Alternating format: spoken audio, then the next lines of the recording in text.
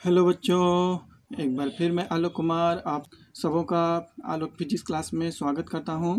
जैसा कि हम लोगों ने पिछले क्लास में सर्कुलर मोशन के बारे में विस्तार पूर्वक चर्चा किया बच्चों, और उस लेसन की समाप्ति के बाद चलिए आज हम लोग सर्कुलर मोशन से संबंधित न्यूमेरिकल्स पर विचार करते हैं। और मैं बहुत सारे अनेक किताबों से आप लोग के सामने अच्छे अच्छे प्रश्न को सेलेक्ट करके लाया हूं, तो आप लोग अपने पास कॉपी कलम लेकर के बैठे और इस क्लास को अच्छी तरह से समझें और इसका आनंद लें। तो चलिए हम लोग शुरुआत करते हैं पहले प्रश्न से। तो पहला प्रश्न मैं पहले आप लोग के सामने में लिख देता हूं, उसके बाद इसका बारी बारी सॉल्यूशन करूंगा। तो चलिए स्टार्ट करते हैं। पहला प्रश्न मेरा कुछ इस प्रकार है बच्चों कि एक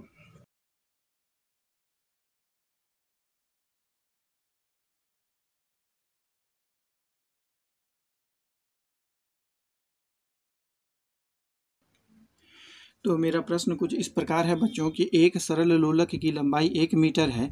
इसका गोलक दिए गए समय अंतराल में 10 सेंटीमीटर चाप का दोलन करता है। इस समय अंतराल में लोलक का कोणीय विस्थापन ज्ञात करें। तो ये बहुत ही आसान प्रश्न है बच्चों। कुछ प्रश्न को इस प्रकार समझिए कि ये एक दृढ़ आधार है जिस पर एक सरल लोलक जो है बंधा हुआ है इस प्रकार, है कि नहीं। ये गोलक है और ये जो है दोलन कर रहा है, इस प्रकार ये दोलन कर रहा है। तो जो ये चाप क्रिएट करता है बच्चों, चाप बनाता है, तो चाप कुछ इस प्रकार बनता है, आप देख पा रहे हैं। तो 10 सेंटीमीटर कह रहा है कि ये 10 सेंटीमीटर चाप का दोलन करता है। तो इस समय अंतराल में लोलक का कोणीय विस्थापन, इसका मतलब है कि ये चीज़ हमको कोणीय विस्थापन ज्ञात करना है बच्चों। इस मान लेते हैं कि कोणीय विस्थापन मेरा यहाँ पर थीटा है। तो इस जो चाप है तो ये वृत्ताकार है बच्चों। तो वृत्ताकार है तो इसकी कुछ न कुछ त्रिज्या होगी। तो त्रिज्या क्या होगा, इस लोलक की डोरी की लंबाई होगी। तो इसकी लंबाई कितनी दी हुई है, इसकी लंबाई 1 मीटर दिया हुआ है बच्चों। और चाप की जो यहाँ से यहाँ तक लंबाई है वो दिया हुआ है 10 सेंटीमीटर है। तो हम लोग सबसे पहले क्या करेंगे कि चाप की लंबाई कितनी दी हुई है, 10 सेंटीमीटर है। तो इसको हम लोग क्या करेंगे, मीटर में कन्वर्ट करेंगे। तो मीटर में कन्वर्ट करने के लिए 100 से इसको हम लोग भाग करते हैं बच्चों, 1 जीरो कटेगा तो 1/10 और ये मीटर हो गया। तो अब हम लोग क्या लिखेंगे, कोण की परिभाषा से। तो चलिए हम लोग स्टार्ट करते हैं, जानते हैं कोण की परिभाषा क्या होता है। मैं आप लोगों को पिछले क्लास में इसके बारे में बताया था कि चाप बटा त्रिज्या ये फार्मूला होता है। तो कोण यहाँ पर मेरा कितना है बच्चों, कोण यहाँ पर थीटा है ना, यह कोण यहाँ पर थीटा है। और चाप कितना है, चाप है मेरा 1/10 और त्रिज्या कितनी है, 1 है। तो इसको हम लोग डिवाइड करेंगे तो ये कुल मिलाकर क्या आ जाएगा, 1/10 मतलब 0.1 रेडियन आंसर होगा। इसका कोणीय विस्थापन कितना होगा, 0.1 रेडियन का होगा बच्चों। तो ये पहला प्रश्न इस प्रकार है। तो हम लोग चलिए दूसरा प्रश्न की ओर बढ़ते हैं। ये बहुत ही आसान प्रश्न था। मेरे प्रश्न का जो लेवल होता है बच्चों वो यही होता है कि पहले आसान से शुरू करता हूं और कठिनाई की ओर बढ़ता हूं। तो पहला प्रश्न आसान होगा, 2-4 प्रश्न आसान होगा, उसके बाद हम लोग डिफ़िकल्ट प्रश्न की ओर बढ़ेंगे। तो दूसरा प्रश्न कुछ इस प्रकार है कि एक पहिया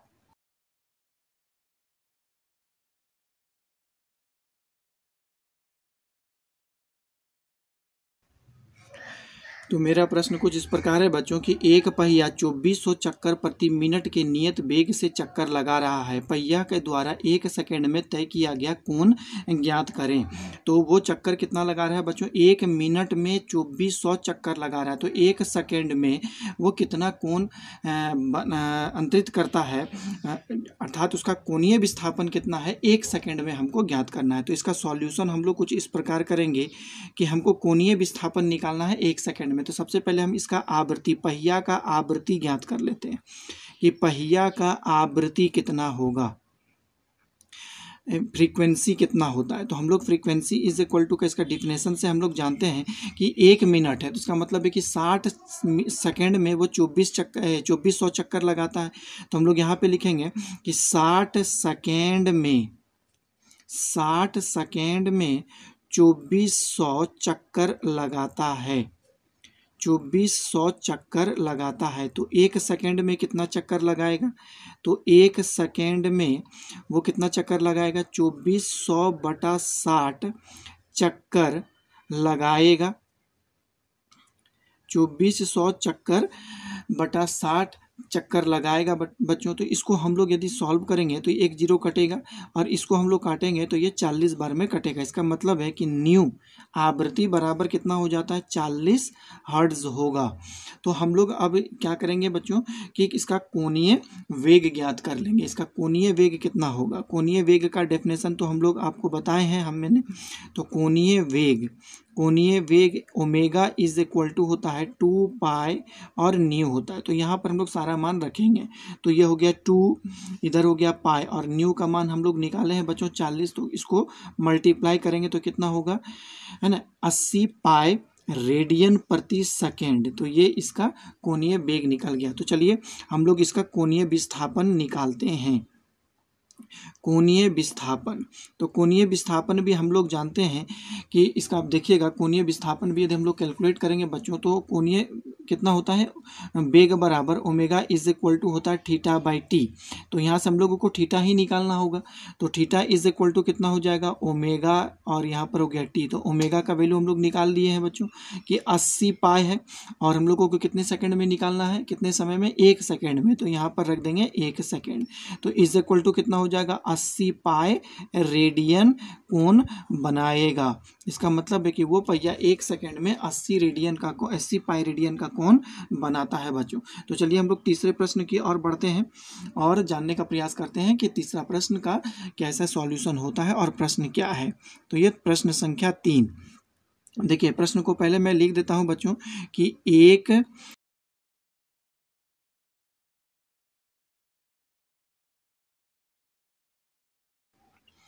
तो प्रश्न मेरा कुछ इस प्रकार है बच्चों की, एक पहिया 600 आरपीएम की दर से घूम रहा है। इसका कोणीय वेग तथा केंद्र से 5 सेंटीमीटर की दूरी पर रेखीय वेग ज्ञात करना है।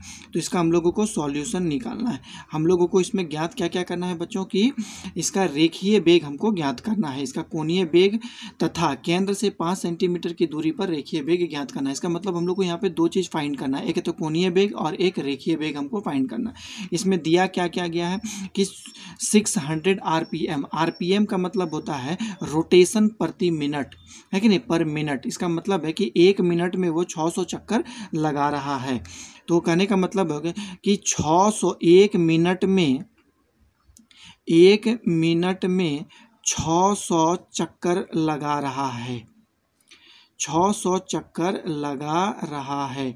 तो 1 मिनट मतलब 60 सेकेंड में वो 600 चक्कर लगा रहा है बच्चों, लगा रहा है। तो हमको बताइए कि 1 सेकेंड में वो कितना चक्कर लगाएगा। 1 सेकेंड में 600 बटा 60, तो इसको हम लोग काटेंगे। इसका मतलब हो गया कि 10 चक्कर लगाएगा, 1 सेकेंड में 10 चक्कर लगाएगा बच्चों। तो ये 10 क्या हो गया, तो उस पहिया का फ्रीक्वेंसी हो गया, आवृत्ति निकल गया। आवृत्ति हो गया उसका 10 हर्ट्ज आवृत्ति हो गया। तो अब यहाँ पर क्या कहता है कि उसका कोणीय वेग कितना होगा। तो कोणीय वेग की परिभाषा हम लोग जानते हैं बच्चों, कोणीय वेग। तो कोणीय वेग इज इक्वल टू कितना होता है, 2 पाई न्यू होता है। तो 2 को हम लोग 2 रखेंगे, पाई को पाई रखेंगे और न्यू का वैल्यू 10 रखेंगे। इज इक्वल टू कितना होगा, 20 पाई रेडियन प्रति सेकेंड। ये पहला आंसर हो जाएगा।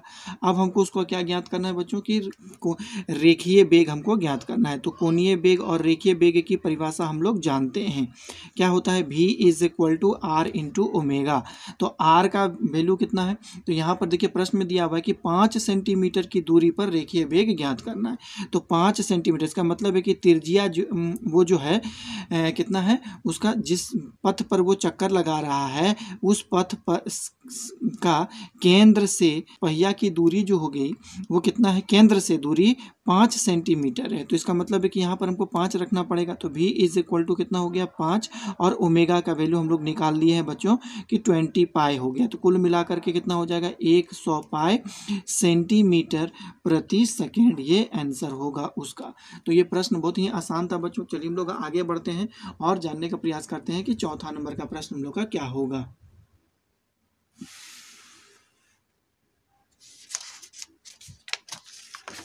तो चौथा नंबर का प्रश्न को पहले मैं यहाँ पे लिख देता हूँ बच्चों कि 4 नंबर का प्रश्न क्या होगा। तो देखिए 4 नंबर का प्रश्न बहुत आसान प्रश्न है बच्चों कि देखिए घड़ी के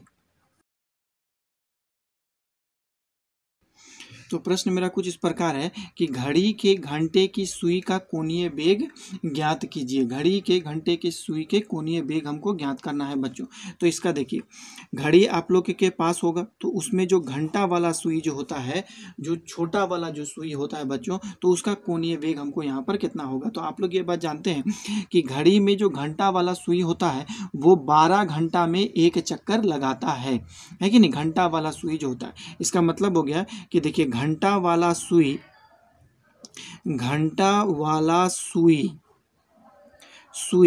12 घंटा में एक चक्कर लगाता है। 12 घंटा में एक चक्कर लगाता है।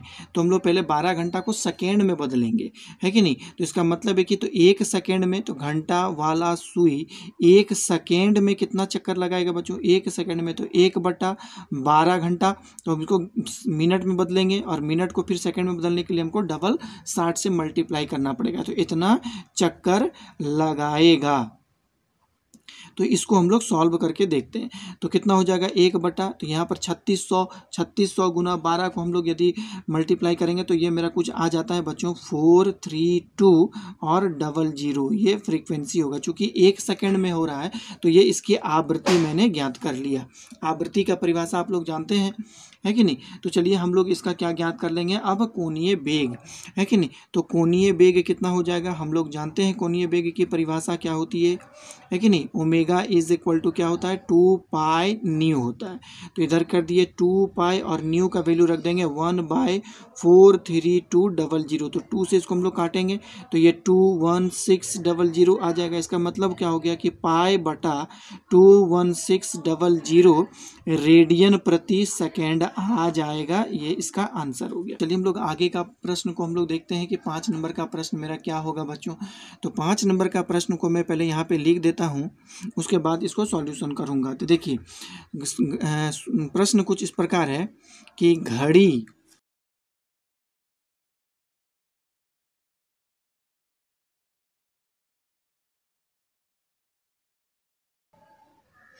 तो प्रश्न मेरा कुछ इस प्रकार है बच्चों कि घड़ी की सेकेंड वाली सुई का कोणीय वेग ज्ञात कीजिए। यदि इस सुई की लंबाई 4 सेंटीमीटर हो तो सुई के सिरों का रेखीय वेग ज्ञात कीजिए। तो प्रश्न कुछ काफ़ी आसान है बच्चों। तो चलिए हम लोग इसको जानते हैं। क्योंकि सेकेंड वाली यहाँ पे सुई है तो वो क्या होता है, वो 60 सेकेंड में एक चक्कर लगाती है। तो इसका हम लोग आवृत्ति पहले ज्ञात कर लेंगे। तो पहले क्या लिखेंगे कि 60 सेकेंड में एक चक्कर लगाती है। 60 सेकेंड में एक चक्कर लगाती है। तो एक सेकेंड में कितना चक्कर लगाएगी, तो एक सेकेंड में 1/60 चक्कर लगाएगी, है कि नहीं। तो ये इसका मेरा आवृत्ति निकल गया। तो फ्रीक्वेंसी इज इक्वल टू कितना हो गया, 1/60 हर्ट्ज हो गया। तो हमको इसका कोणीय वेग हमको ज्ञात करना है। कोणीय वेग की क्या परिभाषा होती है, कोणीय वेग इज इक्वल टू होता है ना, सॉरी यहाँ पे हमको लिखना चाहिए कोणीय वेग। तो कोणीय वेग इज इक्वल टू कितना होता है बच्चों, तो 2 पाई न्यू होगा। तो ये हो गया 2 पाई और न्यू का वैल्यू हो गया 1/60। तो इसको हम लोग 2 से 60 को काटेंगे तो 30 बार में कटेगा। तो ये कितना हो गया, पाई/30 रेडियन प्रति सेकेंड। ये कोणीय वेग इसका पहला नंबर का आंसर फाइंड हो गया। रेखीय वेग और कोणीय वेग के बीच में संबंध जो होता है वो क्या होता है, उसी संबंध का हम लोग प्रयोग करेंगे। तो ये रेखीय वेग क्या होगा, रेखीय वेग हम लोग जानते हैं V is equal to R into omega. तो जो घड़ी घूम रही है कि नहीं, उसकी सुई जो चक्कर लगा रही है तो उस सुई का जो लंबाई है वो कितना है, 4 सेंटीमीटर। तो इसका मतलब है कि इस वृत्तीय पथ की त्रिज्या हो गई 4 सेंटीमीटर। तो हम लोग यहाँ पे लिखेंगे R के जगह में 4 और साथ में पाई के जगह में, ओमेगा के जगह में लिखेंगे पाई/30। तो इसको हम लोग काटेंगे 2 से, ये 2 से कटेगा और ये 15 से कटेगा। तो इक्वल टू कितना हो गया बच्चों, तो यहाँ पर हो जाएगा 2 पाई/15 सेंटीमीटर प्रति सेकेंड। तो दूसरा नंबर का आंसर मेरा ये चीज़ ज्ञात हो जाता है। तो चलिए हम लोग छठे नंबर का प्रश्न की और बढ़ेंगे और जानने का प्रयास करते हैं कि वो किस प्रकार सॉल्व किया जाता है। तो उसको हम लोग नेक्स्ट पेज में देखते हैं बच्चों। चलिए ये बहुत ही इंटरेस्टिंग और छोटे छोटे प्रश्न से हम लोग आगे बढ़ेंगे डिफिकल्ट प्रश्न की और हम लोग जानने का प्रयास करेंगे कि देखिए न्यूमेरिकल्स बनाने से फ़ायदा यही होता है कि उसका थ्योरी पोर्शन हमको अच्छी तरह से समझ में आ जाता है। इसीलिए न्यूमेरिकल्स को कभी भी अंडर एस्टिमेट मत करिए, है कि नहीं, उसको हमेशा सॉल्व करने का प्रयास करिए। तो चलिए हम लोग 6 नंबर का प्रश्न को पहले मैं यहाँ लिख देना चाहता हूँ, उसके बाद इसका सॉल्व करूँगा। यदि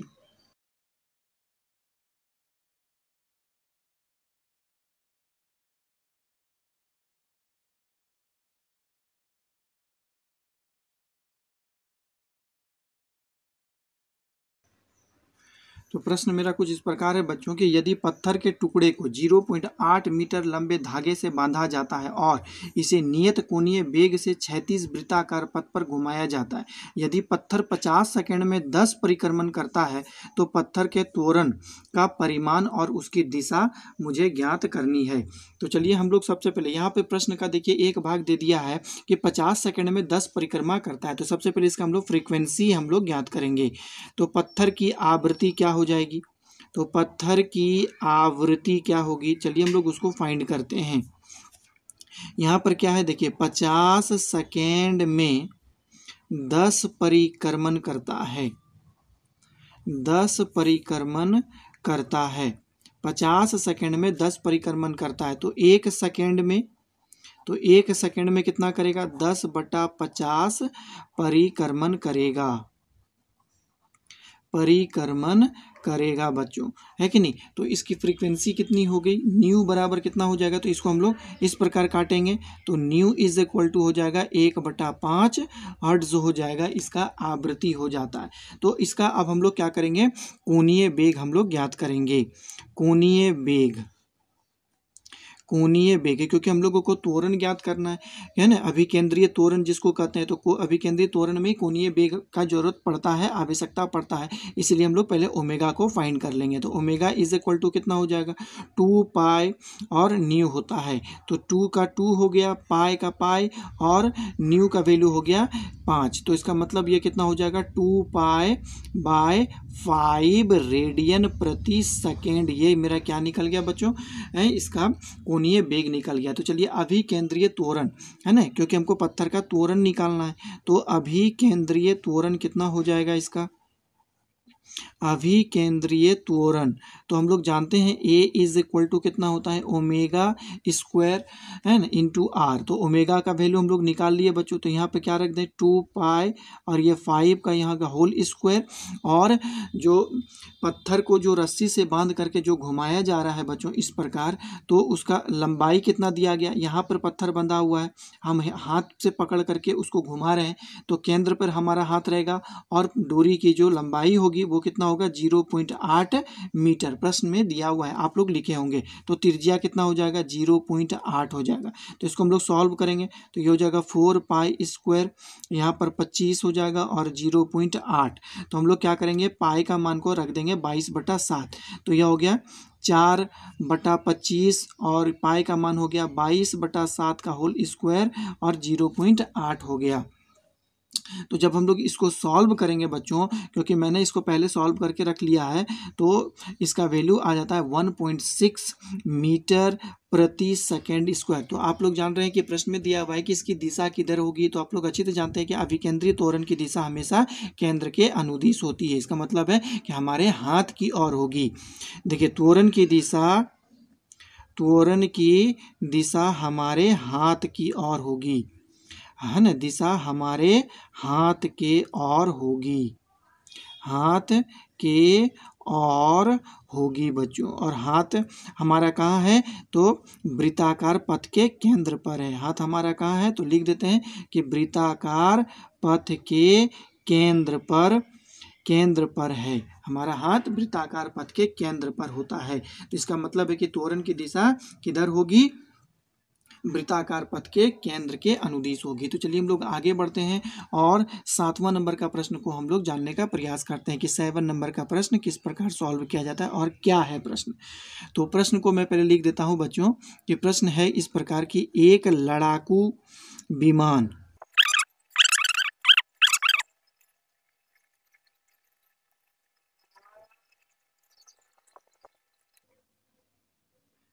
तो प्रश्न मेरा कुछ इस प्रकार है बच्चों कि एक लड़ाकू विमान 250 मीटर पर सेकंड के वेग से 1000 मीटर त्रिज्या के वृत्ताकार पथ पर घूम रहा है। इसके अभिकेंद्रीय त्वरण तथा गुरुत्व त्वरण का अनुपात ज्ञात करना है। तो आप जान रहे हैं कि इस प्रकार एक वृत्तीय पथ है कि नहीं, और इस पर एक लड़ाकू विमान जो है वो चक्कर लगा रहा है, इस पर घूम रहा है। तो उस वृत्ताकार पथ की जो त्रिज्या है बच्चों वो कितना है, 1000 मीटर है ना। और उसका जो वेग है भी, वेग जो होता है बच्चों, वेग इसका कितना हो गया, 250 मीटर पर सेकेंड है। और जो वृत्ताकार पथ पर वो चक्कर लगा रहा है उसकी त्रिज्या 1000 मीटर है। तो हमको यहाँ पर ये ज्ञात करना है कि उसका अभिकेंद्रीय त्वरण कितना होगा और अभिकेंद्रीय त्वरण का गुरुत्व त्वरण के साथ अनुपात कितना होगा। तो हमको यहाँ पर देखिए, अब ये तो बहुत आसान प्रश्न है, तो अभिकेंद्रीय त्वरण का हमको डायरेक्ट फॉर्मूला यहाँ पर यूज होगा। अभिकेंद्रीय त्वरण है कि नहीं, अभिकेंद्रीय त्वरण क्या होता है, देखिए अभिकेंद्रीय त्वरण A इज इक्वल टू होता है v²/r, ये भी इसका फार्मूला होता है। तो v का वैल्यू यहाँ पर कितना दिया हुआ है, 250 का स्क्वायर और बटा यहाँ पर 1000। तो इसको हम लोग सॉल्व करेंगे। तो 25 का वर्ग हम लोग जानते हैं कितना होता है, 625, ऊपर से इसमें 2 जीरो आ जाएगा और यहाँ पर 1000, तो 3 जीरो यहाँ पर है, तो 2 जीरो कटेगा और 1 जीरो दशमलव के रूप में आ जाएगा बच्चों। तो कितना हो जाएगा, 62.5 है कि नहीं, मीटर प्रति सेकेंड स्क्वायर। तो ये इसका क्या हो गया, अभिकेंद्रीय त्वरण हुआ। तो गुरुत्व त्वरण हम लोग जानते हैं कि गुरुत्व त्वरण का वैल्यू कितना होता है, तो 9.8 मीटर पर सेकेंड होता है, स्क्वायर होता है। तो अब दोनों के बीच में तुलना करेंगे। तो अभिकेंद्रीय त्वरण बटा गुरुत्व त्वरण, दोनों का अनुपात हम लोगों को निकालना है। तो अभिकेंद्रीय त्वरण कितना हो गया, 62.5 और ये हो जाएगा मेरा 9.8। जब आप इसको सॉल्व करिएगा बच्चों तो 6.4 आ जाता है। तो इसका आंसर यही होगा, है ना। दोनों का अनुपात कितना होगा, 6.4 होगा। तो चलिए हम लोग आगे प्रश्न की ओर बढ़ते हैं, देखते हैं हमारा 8वां प्रश्न क्या है। तो चलिए उसको नेक्स्ट पेज में हम लोग बनाते हैं बच्चों। बहुत ही खूबसूरत प्रश्न है और आप लोग उसे ध्यान से देखेंगे। ये 8 नंबर का जो प्रश्न है वो कुछ आप लोगों को डिफिकल्ट लगेगा बच्चों। देखिए 8 नंबर का जो प्रश्न है कुछ इस प्रकार है, मैं प्रश्न को पहले लिख देता हूँ कि एक साइकिल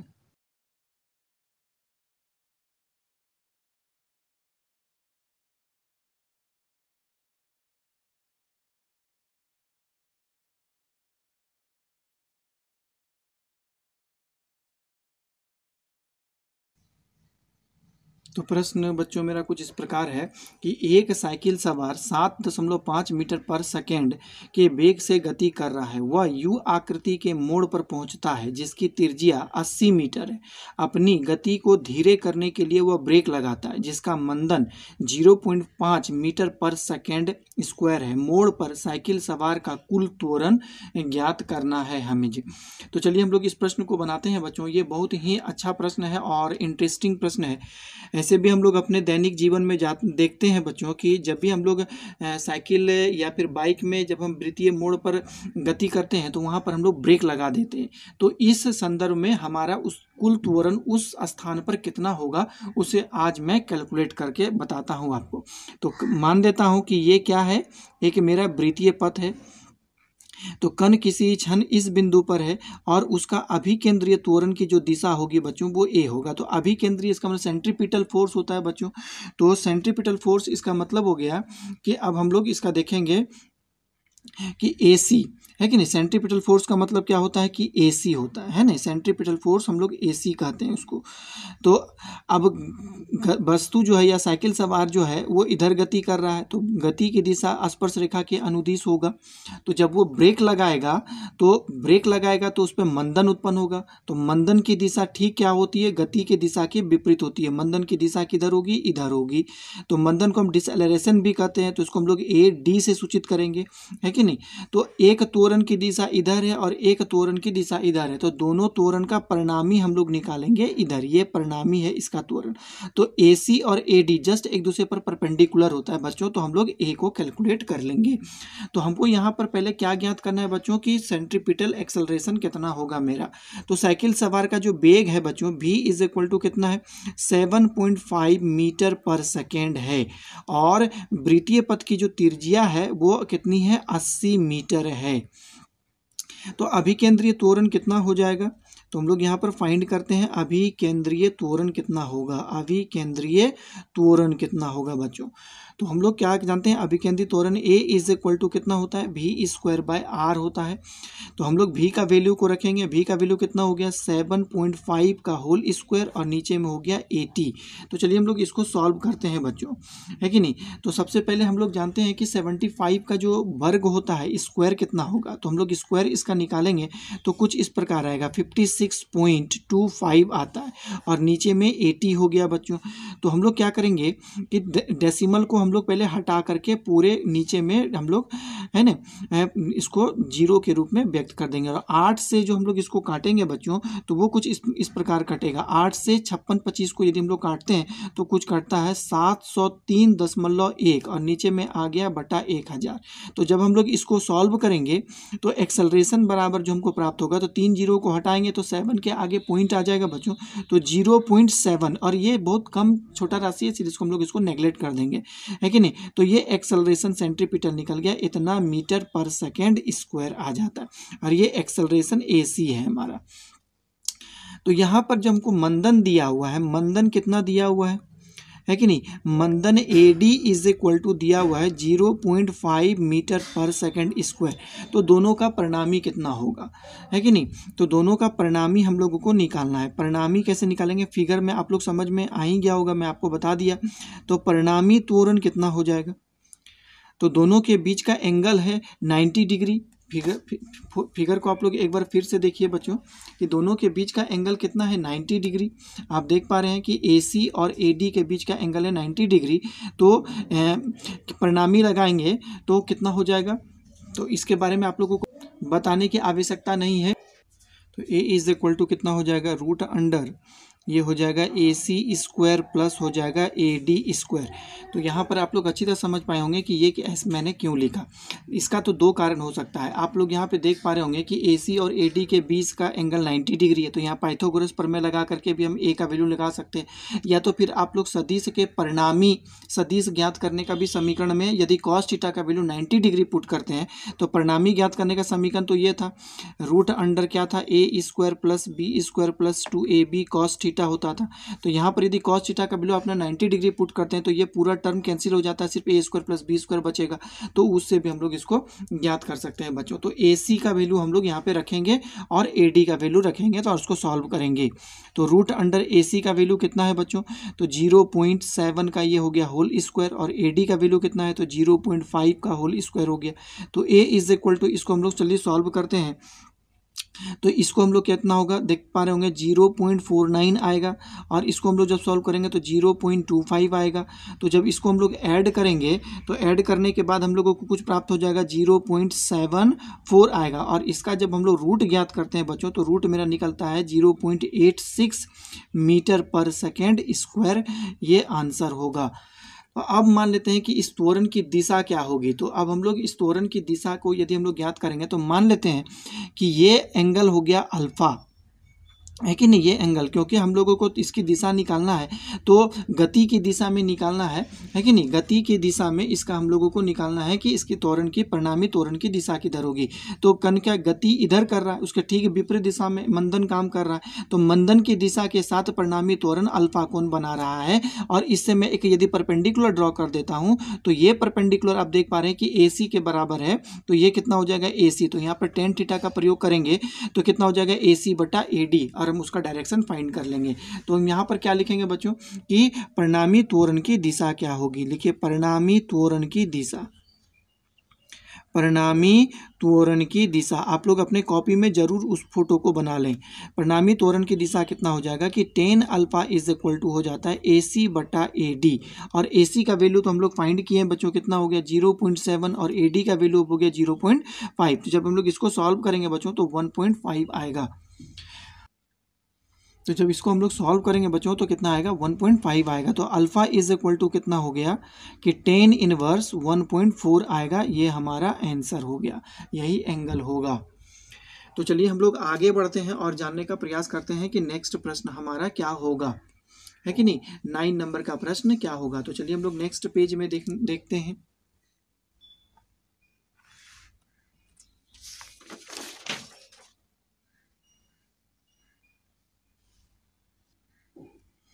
तो चलिए 9 नंबर का प्रश्न हम लोग देखेंगे कि मेरा क्या होगा बच्चों। मैं पहले प्रश्न को लिख देता हूं कि देखिए, यदि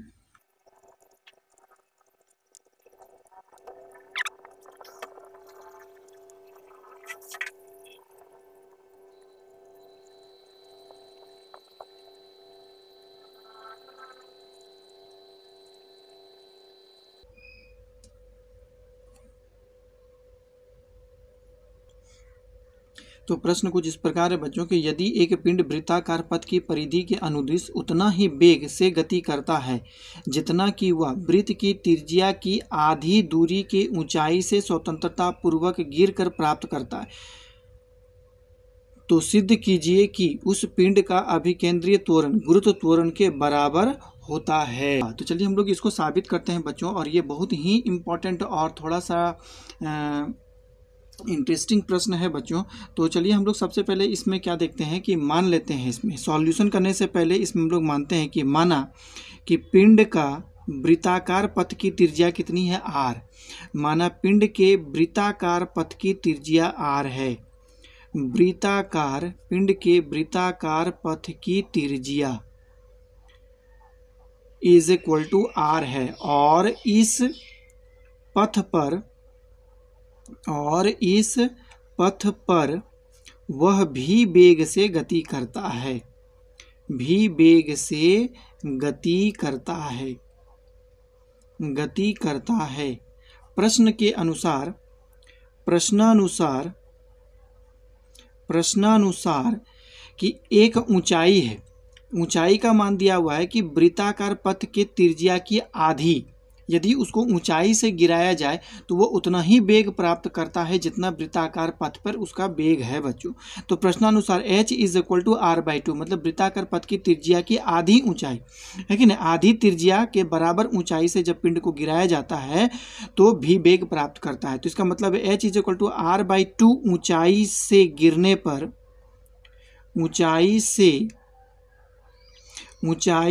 गिरने पर है ना, पिंड भी वेग प्राप्त करता है,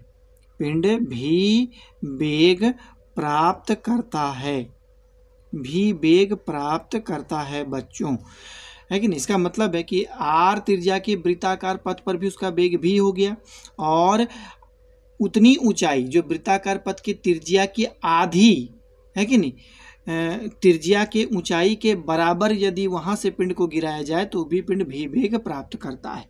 तो चलिए हम लोग देखते हैं गति का समीकरण से, है कि नहीं, गति के समीकरण से क्या कहता है।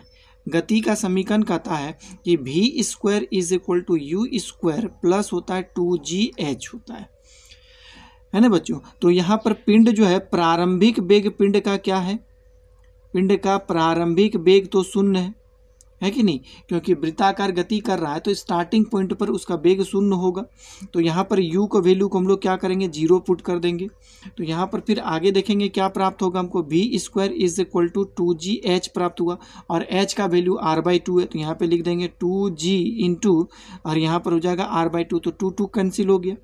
तो v² इज इक्वल टू कितना होगा, gr। तो डेट सिंप्लाइज v बराबर हो गया √gr। तो अभी केंद्रीय त्वरण की क्या परिभाषा क्या होती है, उसका फॉर्मूला क्या होता है। तो अभिकेंद्रीय त्वरण के समीकरण से, तो अभिकेंद्रीय त्वरण क्या होता है, a is equal to v² by r होगा बच्चों।